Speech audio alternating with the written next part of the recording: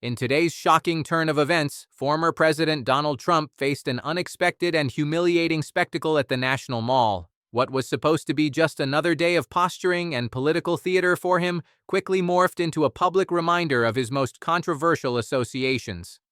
And let me tell you, this story is bigger than just a prank. It speaks volumes about the way Trump is perceived not only in America, but around the world. Now, I'm not here just to throw insults. I want to dig into this story, unpack the symbolism, and explain why this brutal surprise is about more than foam, resin, and statues. It's about accountability, memory, and the way power tries, and often fails, to rewrite history. Whenever Trump steps onto a major stage, whether it's the United Nations or a campaign rally, a pattern repeats itself. Instead of offering a vision, he vents grievances. Instead of facts, he doubles down on lies. It's almost like he can't resist turning every opportunity for leadership into a performance of victimhood. Just recently, he complained about the decor at the UN, as if global diplomacy were an episode of The Apprentice. He mocked escalators, told stories about grocery prices that don't match reality, and boasted that inflation was defeated when the numbers prove the opposite. It's this blend of pettiness and fabrication that makes him so uniquely destructive. And here's my personal take. This isn't just sloppy messaging, it's deliberate. Trump thrives on confusion.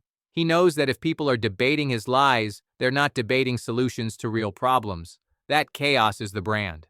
But let's zoom out. Every time Trump does this on an international stage, the damage isn't just domestic, it's global. America's allies watch, and they see a country willing to elevate a man who plays fast and loose with the truth. They start to wonder if they can trust us at all. And frankly, who could blame them? We're talking about treaty obligations shredded, norms violated, and a sense that the United States has turned into a stage for reality television. That reputation hit doesn't just vanish when the speech ends, it lingers, possibly for decades, and this is where the National Mall surprise becomes so powerful, because it wasn't just a prank statue, it was a mirror reflecting the image Trump has created for himself, one of scandal, controversy, and toxic alliances. So let's get into the breaking story. Visitors to the National Mall looked up and saw something they never expected: statues of Donald Trump and Jeffrey Epstein, hand in hand, smiling like old friends. These weren't bronze works paid for by taxpayers. No, this was a guerrilla installation, crafted from foam, resin, wood, and wire. Surrounding the figures were 3 plaques. 2 displayed Trump's own bizarre, almost poetic words to Epstein. Enigmas never age. May every day be another wonderful secret. The 3rd plaque went even further, declaring that Friendship Month was being honored by celebrating the long-lasting bond between Donald Trump and his closest friend Jeffrey Epstein. Now, we can debate whether this was art, activism, or trolling, but one thing is clear: it hit its target. People stopped, stared, and remembered.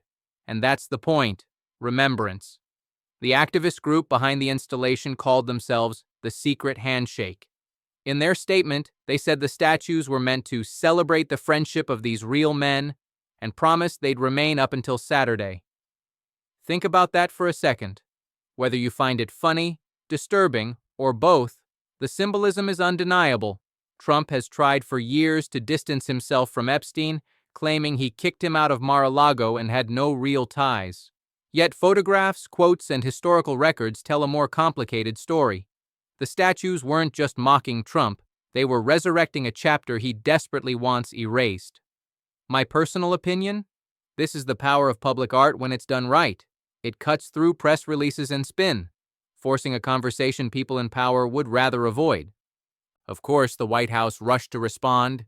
A spokesperson dismissed the installation as a waste of money, arguing that it wasn't news that Trump once knew Epstein.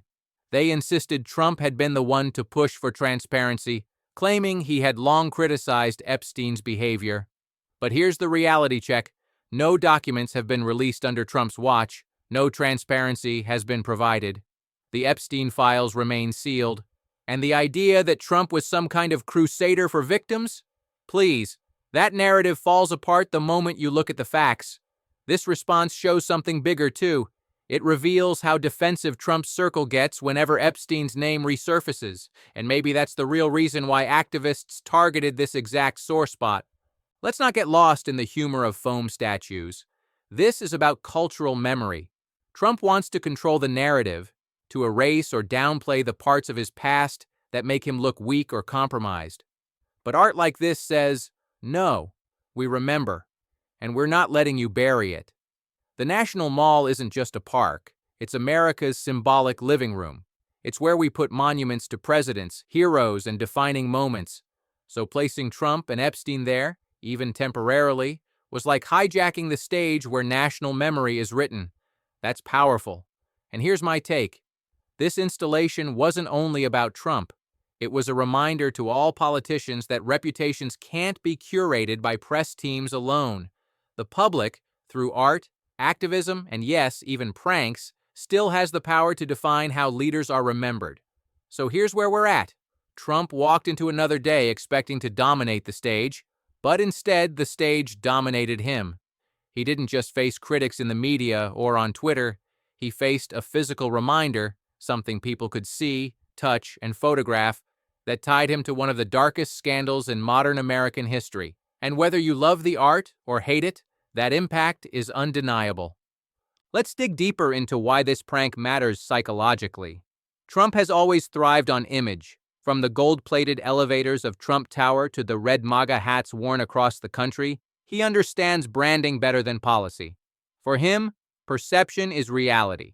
That's exactly why these statues hit him where it hurts most: his ego. You see, leaders like Trump operate on a fragile balance. They project strength and dominance, but underneath that facade lies constant fear of ridicule. Nothing destabilizes a narcissistic personality faster than mockery they can't control. Think about it. When he's mocked on Twitter, he fires back. When a journalist questions him, he insults them. But what do you do when a life-size sculpture of you and Jeffrey Epstein suddenly appears in America's front yard? You can't delete it. You can't silence it. People take pictures, share memes, and the story spreads like wildfire. Personally, I find this fascinating because it shows how activism has evolved. You don't need millions of dollars in campaign ads to shake the image of a powerful man. Sometimes all it takes is foam, resin, and the courage to stage it in a place everyone can see. Now, let's put this in historical context. This isn't the first time activists have used public art to shake politics. In the 1980s, the AIDS crisis was ignored by leaders, but activists used giant pink triangles, murals, and public displays to force the conversation into the mainstream. During the Vietnam War, artists staged installations and performances that confronted Americans with the brutality of the conflict. Even abroad, similar tactics have worked. Remember the giant inflatable Trump baby blimp flown over London in 2018? That wasn't just a joke. It was a way of reframing Trump's entire persona in the global imagination. People didn't see him as a strong man. They saw him as a tantrum-throwing baby. That's a psychological strike. So when I see these statues at the National Mall, I don't just see a prank. I see a continuation of that tradition, art as resistance. And whether you agree with the message or not, you have to admit, it works. The resonance of this story isn't just about Trump. It's about the kind of culture America wants to foster. Do we want to normalize rewriting history, or do we want to hold leaders accountable to their own words and choices? The Epstein connection, in particular, cuts deep because it reminds Americans of something uncomfortable. Power often protects itself. For years, Epstein operated with influence and impunity, collecting powerful friends. And while Trump insists he kicked Epstein out of Mar-a-Lago, the public record shows enough photos and quotes to make people question how close they really were. This is why the secret handshake group chose Epstein specifically. They could have paired Trump with other scandals, January 6th, hush money, classified documents. But Epstein strikes a nerve because it symbolizes the hypocrisy of power. The same people who claim to defend morality often have shadows they can't erase. And let's be blunt here. This isn't just about Trump, it's about the modern Republican Party. Critics have pointed out for years that the GOP isn't operating like a traditional conservative party anymore. Instead of focusing on policy, fiscal responsibility, or diplomacy, It's become a movement obsessed with loyalty to one man. When a prank like this lands, it's not just Trump who looks bad. It's everyone who continues to excuse him, defend him, or look the other way. Business leaders who once swore they'd never associate with a felon now line up to shake his hand. Lawmakers who once condemned him now praise him on stage. And my opinion? This is dangerous. Because when loyalty to an individual replaces loyalty to principles, you no longer have a political party. You have a personality cult. Now here's the part that makes this even more explosive. Timing. We're entering another election cycle. Trump is still the dominant figure in his party, and stories like this will shape how undecided voters view him. You see, hardcore supporters won't budge. To them, Trump can do no wrong. But the people in the middle, the swing voters in battleground states, they notice these stories. They may not follow every policy debate, but they understand symbolism. And seeing Trump hand in hand with Epstein in America's most symbolic space, that sticks. I think the activists knew exactly what they were doing. They didn't just want to laugh. They wanted to plant a lasting image right before voters start tuning in again. What strikes me most about this whole episode is Trump's relationship with memory. He wants to control it. He wants people to remember the slogans, "Make America Great Again," but forget the scandals. He wants them to remember the rallies, but forget the lies. But memory doesn't work that way. Public memory, especially, has a way of sneaking back in. And art like this statue installation is basically saying, we're not letting you forget. It's like the old saying, history repeats itself, first as tragedy, second as farce. Trump's presidency was a tragedy. These statues? That's the farce. And yet the farce is powerful because it prevents the tragedy from being erased. One more angle here, humor. Some people laugh when they see those statues. Others feel disgusted. But humor has always been a weapon against authoritarian personalities. Dictators and demagogues can't stand being laughed at. They can take anger, they can take fear, but ridicule, that cuts them down to size. This is why political cartoons have always been so dangerous to people in power. And in the digital age, where every image can go viral within minutes, ridicule has more reach than ever. In that sense, the secret handshake didn't just prank Trump. They armed millions of Americans with a new meme, a new talking point, a new way to push back against the myth of Trump as untouchable. So here's where we stand. This wasn't just a prank, it was a message. A reminder that power can be challenged not just with votes, protests, or court cases, but with art, humor, and memory. Trump may try to brush it off, his spokespersons may issue dismissals, but the image is out there now. And you can't erase an image once it lives in the collective imagination. And my personal view? This is only the beginning. As the election season heats up, you're going to see more of this: art, protests, and creative resistance. Because people know that with Trump, facts often bounce off. But images, symbols, mockery, those stick like glue. At the heart of this story lies a much bigger struggle: the fight over how Trump will be remembered. Every president leaves behind a legacy, and history tends to distill them into symbols. Lincoln freed the slaves. Roosevelt led during the Great Depression. Kennedy embodied hope. Obama represented change. But what about Trump? For his supporters, he's the man who spoke his mind, who fought the elites, who made America first. But for critics, he's the president who trashed alliances, spread lies, fueled division, and left the country weaker. This clash over memory isn't just academic, it's political currency.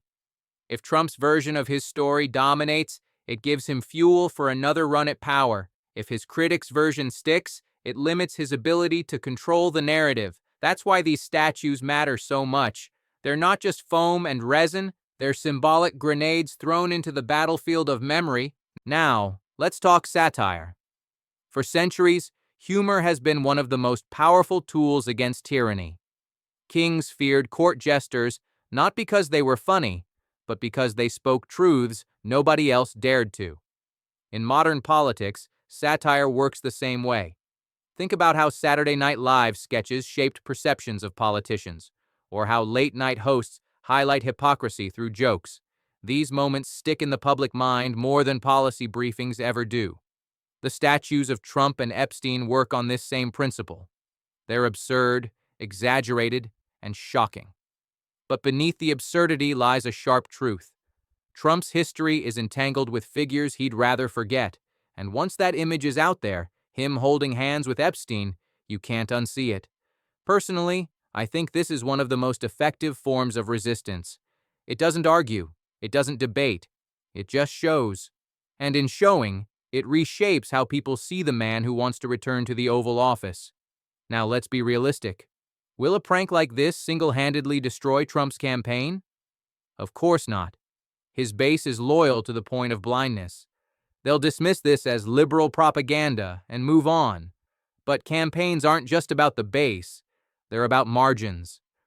A few percentage points in key states can swing an election, and undecided voters often make choices based not on detailed policy platforms, but on gut feelings. What these statues do is feed that gut feeling. They whisper, "This man is shady, this man has skeletons, this man is not who he says he is." And when undecided voters go into the booth with that whisper in their head, it can matter. That's why I see this prank not as an isolated stunt, but as part of a larger tapestry of resistance. Every meme, every protest, every artistic jab, it all adds up. And for a man obsessed with controlling perception, these constant blows take their toll. But let's zoom out even further. What does this story teach us about power itself? To me, it's a reminder that no matter how rich, famous, or politically dominant someone becomes, they can never fully control their image. Trump wanted his brand to be about strength, wealth, and dominance. Instead, activists rebranded him, literally, in front of America's most famous lawn. And that's the fragility of power. You can build empires of gold, you can shout on stages, but one act of satire can reduce it all to a punchline. And that's not just about Trump. It's about every leader who forgets that power flows from the people. The public doesn't always speak with votes or polls. Sometimes it speaks with laughter, sometimes it speaks with foam statues, and when it does, even the most powerful have to listen. Here's the thing I keep coming back to: memory. Democracies live and die on the stories they tell themselves. If we forget the lies, the corruption, the scandals, we're doomed to repeat them. The National Mall prank was a way of saying, we refuse to forget. We refuse to let Trump's narrative erase the parts of his past that are inconvenient. We refuse to let power write history without resistance. And in that sense, the prank wasn't just about Trump. It was about us. It was about reminding ordinary people that they still have a role to play in shaping history, that they don't need millions of dollars or positions in Congress to influence the story. Sometimes, influence looks like statues. Sometimes, it looks like laughter. So where does this leave us? With a vivid picture of Trump exposed, mocked, and reminded that his past shadows will always follow him. With a public reminded that activism isn't dead, that art still matters, and that even the most powerful man in America can't outrun his own history. Do I think Trump will brush this off? Absolutely. Do I think his supporters will ignore it? Without question. But do I think it will linger in the public imagination? Yes. And that's the real victory here. Because in politics, it's not just about laws and speeches. It's about symbols. And right now, the symbol of Trump smiling hand in hand with Epstein is stronger than any press release his team can issue. So here's my message to you. Don't underestimate the power of memory. Don't underestimate the power of symbols. And don't underestimate your own role in shaping them. If you're tired of leaders who lie, who manipulate, who rewrite history for their own gain, then stay awake, stay engaged, share the stories they want you to forget. Use your voice, your vote, your art, your humor, whatever tools you have to make sure the truth doesn't disappear. Because at the end of the day, democracy isn't defended by politicians. It's defended by people, by us. So hit that like button right now. Subscribe if you haven't already. Share this video with someone who needs to hear it. And most importantly, remember, truth is fragile, memory is fragile, and both need defending. Stay strong, Stay sharp and never stop laughing at those who think they're untouchable, because laughter, as this story proves, might just be the sharpest weapon we have.